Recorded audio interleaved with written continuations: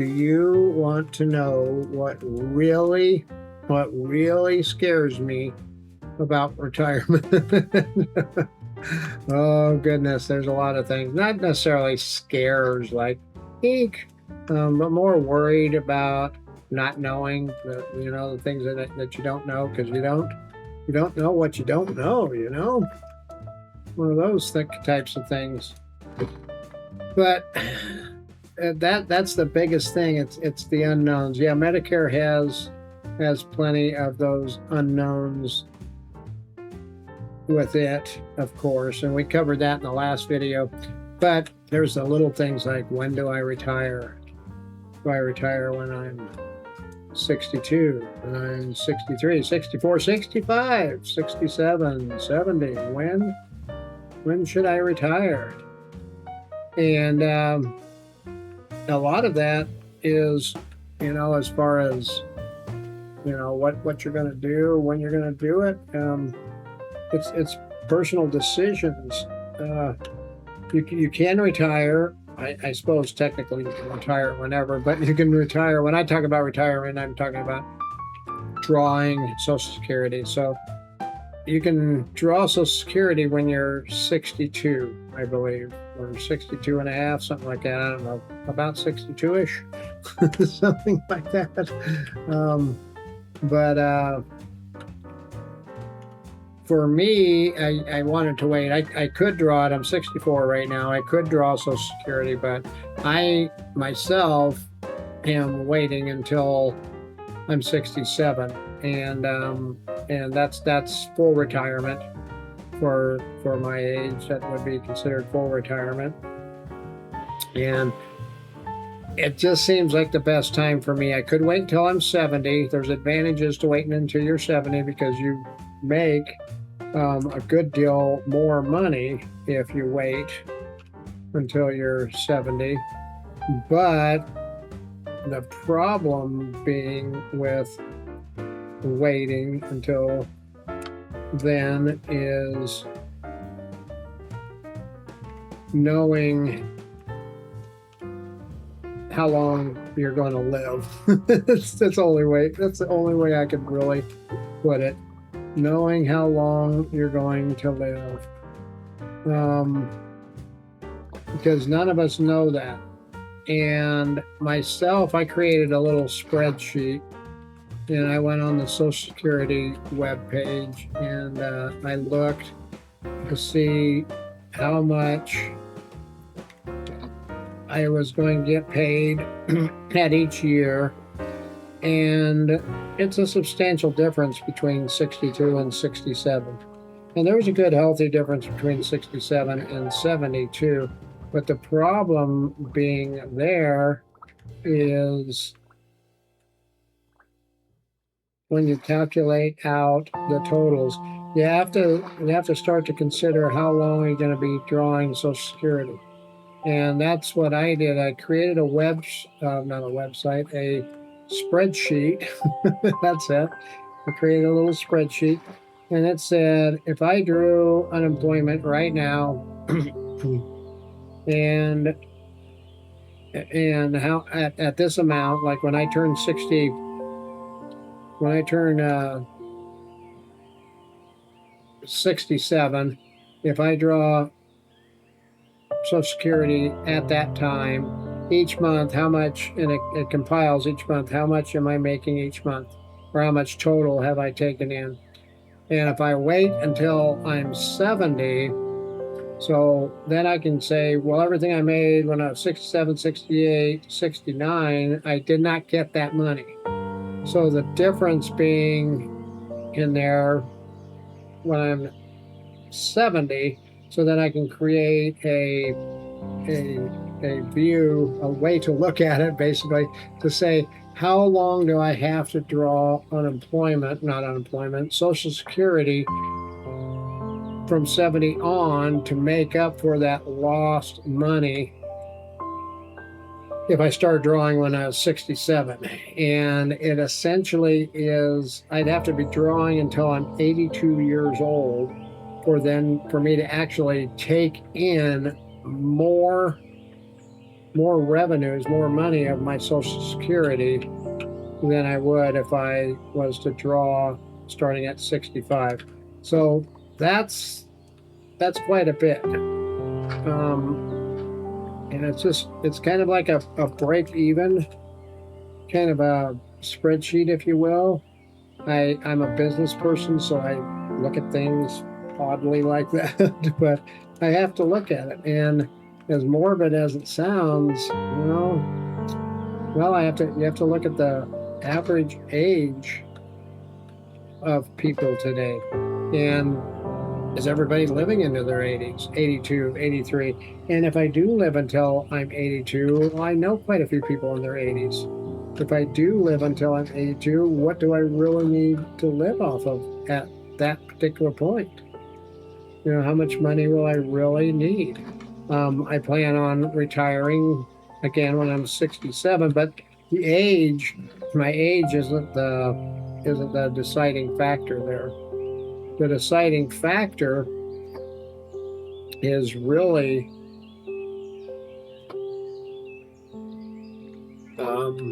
our financial position at the time. Is the house going to be paid off? That's big for us, and it will be paid off at that point.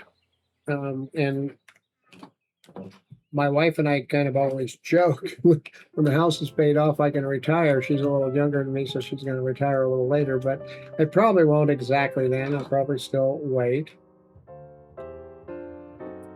But it is kind of our little joke. But the house has to be paid off, so we won't have a mortgage. Our cars are paid off. If we buy another car, it'll be cash. We have enough cash in the bank to be able to do that. Something I highly recommend for people is, keep enough money in the bank. Keep enough money in the bank to be able to buy things like that, emergency contingency monies, because you never know what's going to happen or where you're going to end up or what you're going to find out you need until it occurs. So that's kind of it for me. That's why I'm doing that. Another big one is for me is, whatever I get in Social Security, will it be enough money? And that's a tough one. And again, I keep a spreadsheet of all our costs. I'm one of those weird guys. I still balance my checkbook each month and stuff like that.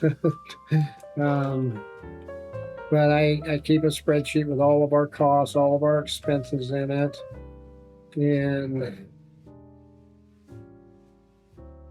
so I can go in and I can look then at what will things really cost us. And I don't update it every month. I don't obsess over it or anything like that. But I do keep track of that. And anytime I need, I can say, well, we're going to need X dollars when we retire, when we're both retired. Because I have to look at when I retire, what are we going to need? My wife will still be working for a little while. What do we need when she retires? What are we going to need? Different things like that. And so I do believe that even when we're both retired, we'll have plenty of money. We're not millionaires. We don't have millions of dollars in cash sitting in the bank, but we've got some money, and we've got our house. Again, our cars are paid off. When I do retire, I do plan on getting rid of my car, and then, as I always say, buying my forever car. When I buy my forever car, then I'll take good care of it. I try to take good care of all my cars. I'm a guy though, so I take care of it mechanically, but not necessarily all the time. It's not the cleanest machine. We'll just leave it at that. So anyway, those are things that you have to look at too when you're going into retirement. And as I get closer to that, then I know that I need to consider all those money things.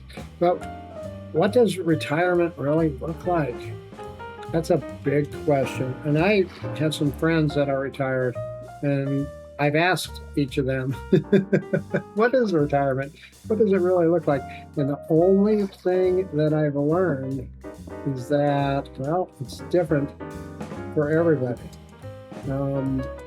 And I've also learned that for most, you're retiring and you think you're going to have nothing to do, but most people end up actually having more to do. So that'll be interesting when I get into that point in life, you know. Exactly what will I have to do when I am, quote unquote, retired? Is it going to look any different, feel any different than it is now? And again, I run my own businesses, so that in and of itself leans a lot into the next thing that I'm always wondering about, and that's like, will I ever really retire? And I just don't know. I don't know if I ever will, because I'm weird. One of the fun things I do in life, things that I do for fun in my life, is I run businesses. And chances are, if I retired today, well, I would just start a business. It's what I enjoy. I enjoy running businesses, and like I enjoy this YouTube channel, and it is kind of a business because you have to keep track of everything on it.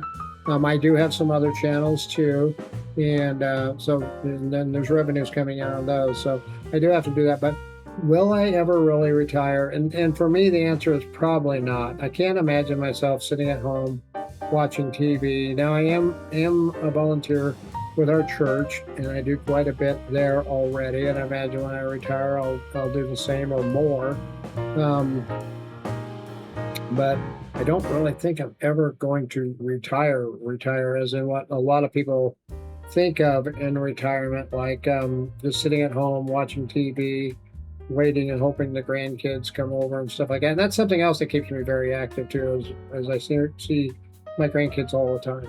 So that keeps me quite active, just being able to share that time with my grandkids and stuff, because chasing them, boy, they'll keep you going. So how do I overcome all of my fears or all of my worries and the anxiety? And yes, there can be a lot of anxiety just thinking about it. And if you've had a lot of those experiences too, I'd love to know how you deal with it. For me, my faith is the biggest thing I have going for me, I believe. So, it's my faith in the Lord, and knowing that He's going to get me through whatever. Now, that doesn't give me the answers of what's going to happen. That doesn't guarantee me what I wish would happen is going to happen, but it does give me a lot of contentment there. And then sharing those fears and those thoughts with my wife, and she's absolutely rock solid and great, and just letting me know, you can't control everything. You never know what's going to crop up, what's going to be around the next corner, and you just have to keep on pushing on.